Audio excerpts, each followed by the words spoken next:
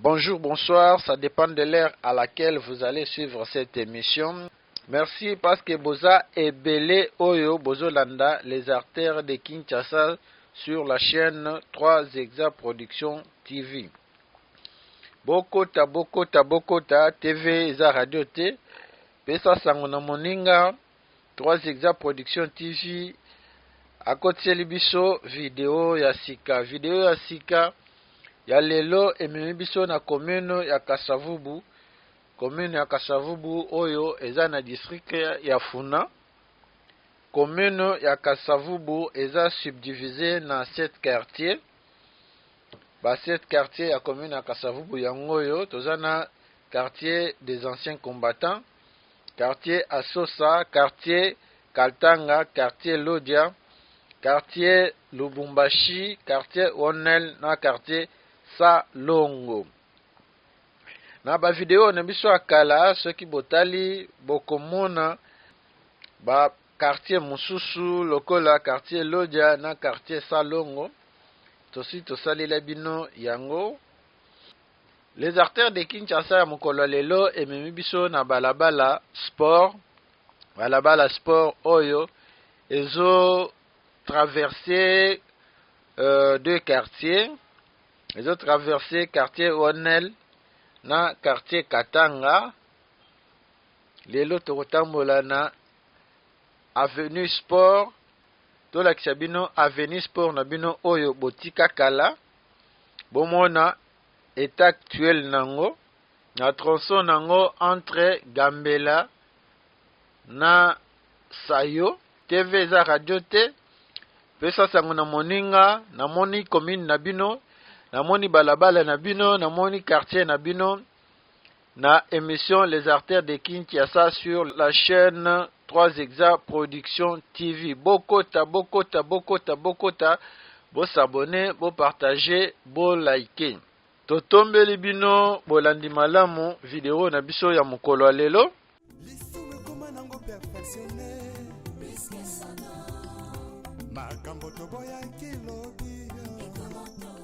Tobandi na Sayo nde mboko komona soki okei tout droit na Sayo okei ti ngiringiri bumbu selembao soki okei na gauche nde mboko komona wana ozongi triomphal mboko kende victoire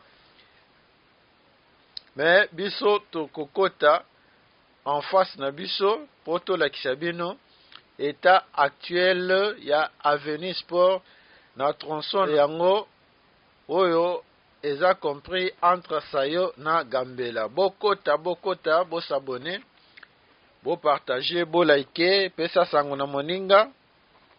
TV eza nango radio te, kabali solo kobomba yango te. Toza sikoyo na avenue sport. Avenue sport yango wana. État na yango actuel yango wana na 2024 yo moko oyebi ndenge otika yango obima libanda ya mboka osali 4 ans 5 ans 10 ans 20 ans 50 ans avenue sport na quartier Onel ya Kasavubu yango wana tobandi yango na quartier Onel poto kende kosukisa na quartier Katanga na croisement na yango na Gambela. Bokota bo s'abonner, bo partager, bo liker. Kabali solo TV za radio te. Tozo avancer sur l'avenue sport. Na commune ya Kasavubu, tolobi commune ya Kasavubu eza na district ya Funa. Commune ya Kasavubu eza na 7 quartiers, toza na quartier Lodia, quartier Salongo, quartier Onel, quartier des anciens combattants, toza na quartier Asosa, toza na quartier Lubumbashi, toza pe na quartier Salongo. Bokota bo s'abonner, bo partager, bo liker.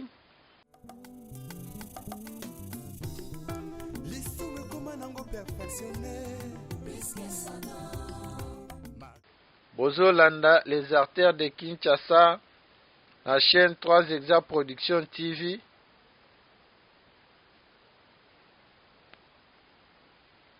Avec votre humble serviteur Augusto, Bokota, toujours avancé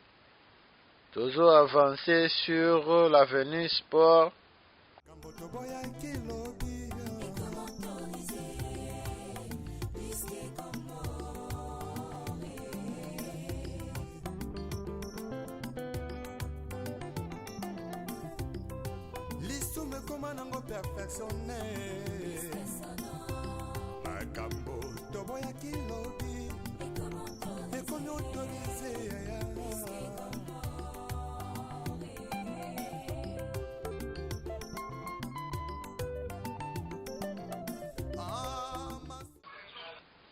Bokota, toujours avancé sur l'avenue Sport. Awa tokomi na croisement Sport na Birmanie. Croisement Sport na Birmanie, yango wana direction wana bobimi nango na Victoire. Na droite na biso Birmanie ekiti ti ngiringiri bumbu selembao. Toujours avancé sur l'avenue Sport. Bokota. Avenue Sport na bino botika kala yango yo. Votala état actuel na yango. Ndenge ekomi. Pesa sango na moninga TV eza radio te. Namoni lupango na bino, namoni balabala na bino, namoni quartier na bino. Na émission Les Artères de Kinshasa sur la chaîne 3 Exa Production TV. Bokota, merci na communauté 3 Exa Mobimba. Na ndenge bozo commenter, na ndenge bozo partager, na ndenge bozo liker. Yango mutu ezo pesa biso makasi a to continuer musala oyo. Tozo salela bino. Bokota.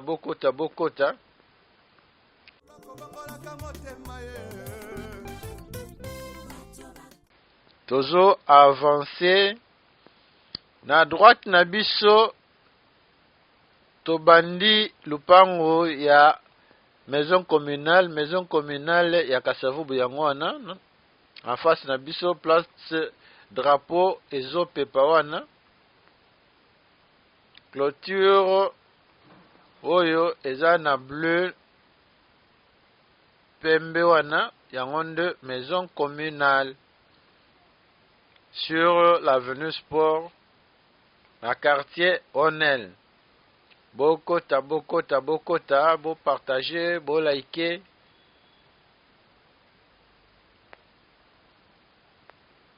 Toza na avenue Sport na Kasavubu. Bokota.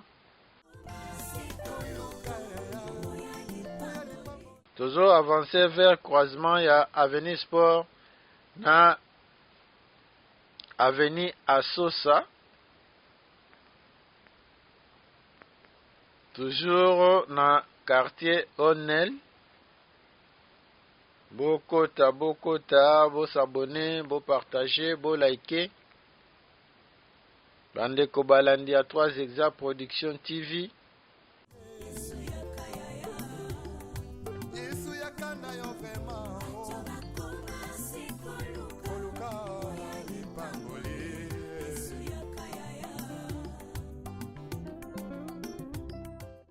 Bokenda libanda boye bakalisusu ndenge Avenue Sport ekomate Avenue Sport botika kala yango yo. Toza na quartier Onel.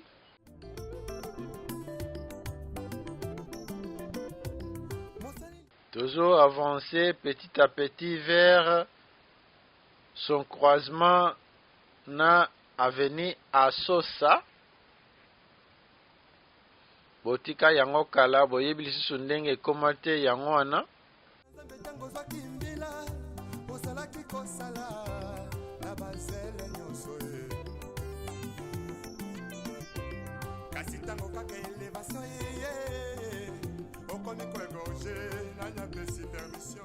Tokomi na croisement ya Avenue Sport na Avenue Asosa. Avenue Asosa yango nde ezokabola quartier Onel na quartier Katanga. Toko traverser vers quartier Katanga. Soki okei na gauche na biso okei rond-point Kimpwanza, okei Wileri. Soki okei na droite na biso okiti Bumbu. Paroisse Christ Roi botika kala yango wana en face na biso.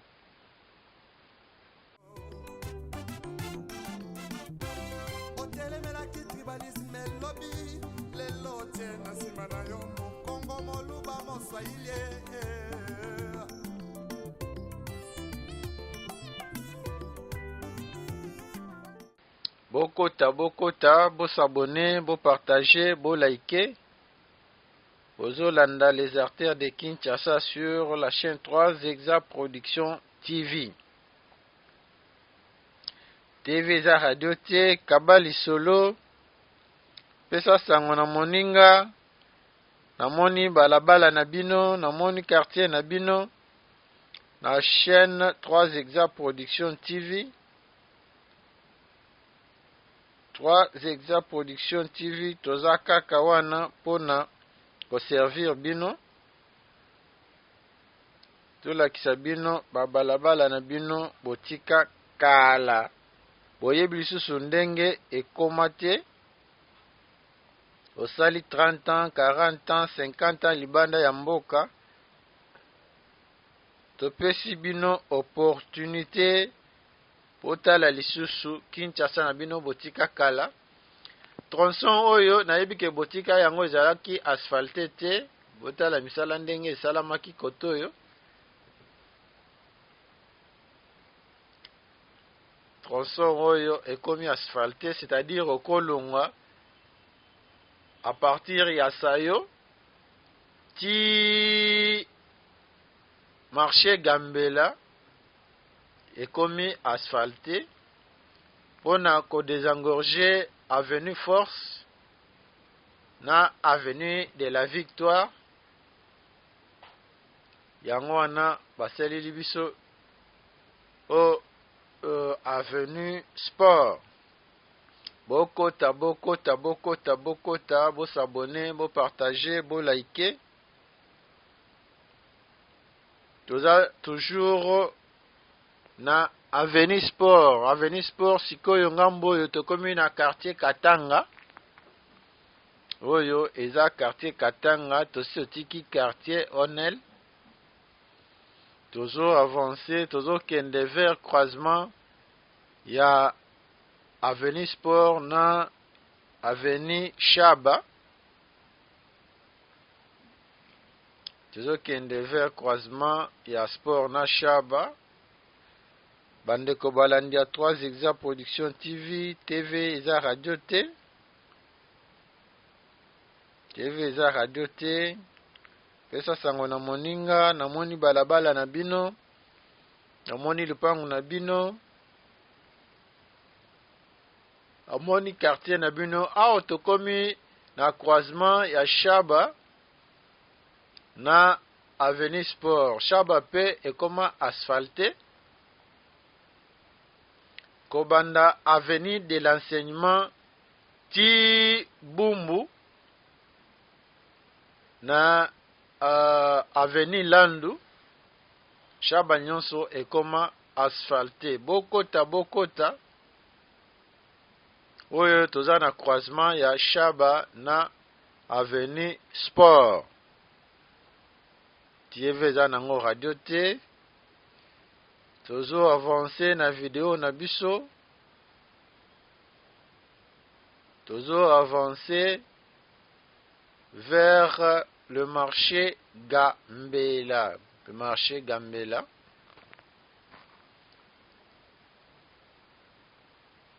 entrée principale ya marché Gambela,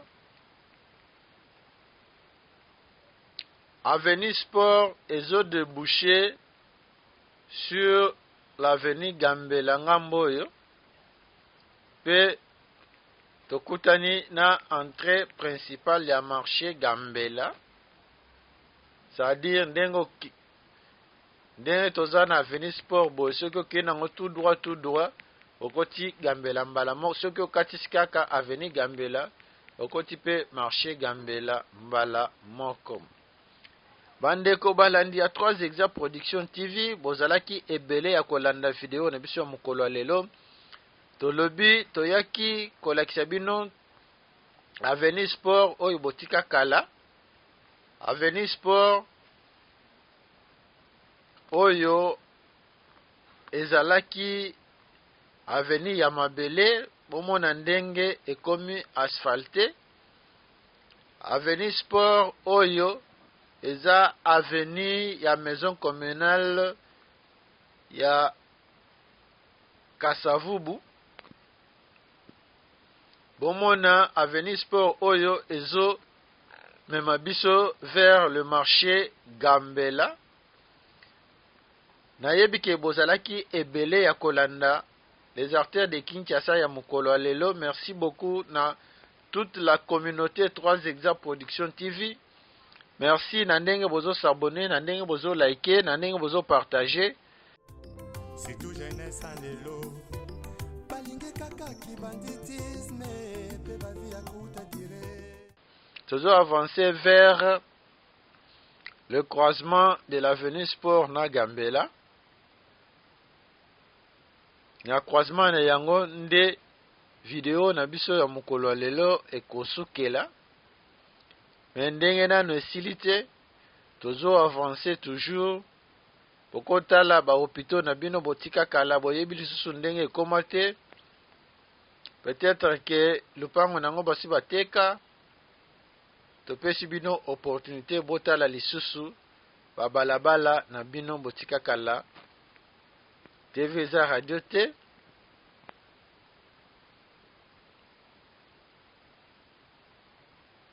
Pesa sango na moninga TV Eza Radio te. Bokota, bo s'abonner, bo partager, bo liker. Merci na ba commentaire na bino, merci na esprit critique na bino. Na ba remarque nyonso bozo sala biso. Yango nde ezotinda biso toyeba ko améliorer esaleli na biso. Merci beaucoup parce que bozalaki ebele ndenge na uta koloba. Video na biso ya mokolo lelo esukeli awa na croisement ya avenue Gambela na avenue Sport en face na biso, entrée principale ya marché Gambela yango wana. Soki Yesu azongi te, tokutani mbala ya sima. Excellente soirée chez vous.